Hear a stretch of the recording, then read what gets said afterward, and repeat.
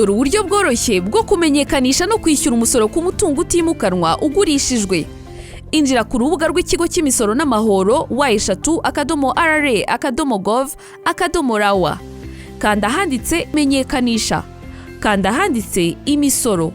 Shyiramo TIN yawe. Shyiramo ijambo banga maze ukande kuri injira.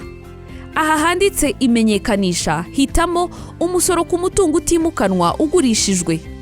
Uzuzamo UPI aha handitse nimero iranga ubutaka maze ukande hano handitse shakisha amakuru ya UPI. Amakuru amaze kugeramo uzuza hano amazina na nimero y'indangamuntu byuguze.